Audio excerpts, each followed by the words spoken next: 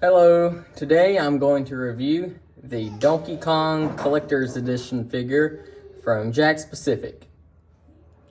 One of the first cool things about this figure is all the articulation that it has, because he has articulation in his hands. Hang on a second. He has articulation in his elbows.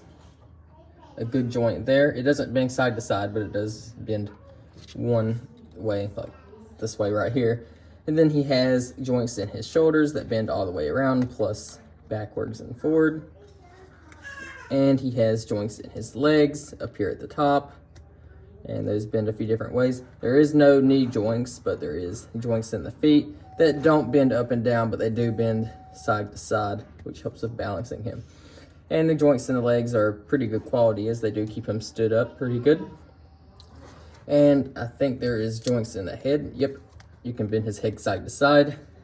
And there's a joint in the chest, hips, whatever that is right there, that I can't figure out how to get to work, but I'll try it for this. I feel like I'm gonna break the figure trying to do that though. I know it is supposed to bend though. Let me try it again. We're sitting him down on the ground to see if that works. I feel like I'm gonna end up snapping the figure in half if I keep trying to pull that hard on it. I must be doing this wrong. So I'm just going to stop messing with that joint, but that's all the articulation on this figure. In terms of details on this figure has a lot. Let me just wipe that off of him real fast. He's been sitting on a shelf, so he got a little bit of dust on him. But he has lots of detail in his hair. You can see all the little hair strands going down him. Let me get the camera to focus. It's a very detailed figure with all that fur. It feels very... I'm not gonna say he feels furry, but he feels, I mean, you can feel the fur texture on him, kind of like those Sonic movie figures were.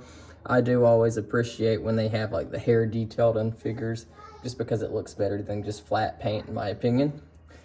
But you can also see they detailed his eyes, printed his little eyeballs on there. Those are painted on, and he has a big set of teeth in the front with some gums in the bottom. So those look very good as well. And he even has, I don't even know what I was planning to show back there. He even has his tie right here that says DK on it. And that is kind of like a rubbery material. It doesn't bend down too much, so I wasn't able to get it to just drop down. So it's always going to be sticking out like that, I think. And on the bottom, you can see he just has some print down there on the bottom of his feet. And around the side, you can just see that's where his tie overlaps around him and his ears. And that's really all the details on this figure. I tried to get him into some kind of dynamic on all fours pose, but that didn't work, so I'm going to try that again on camera. Let's see.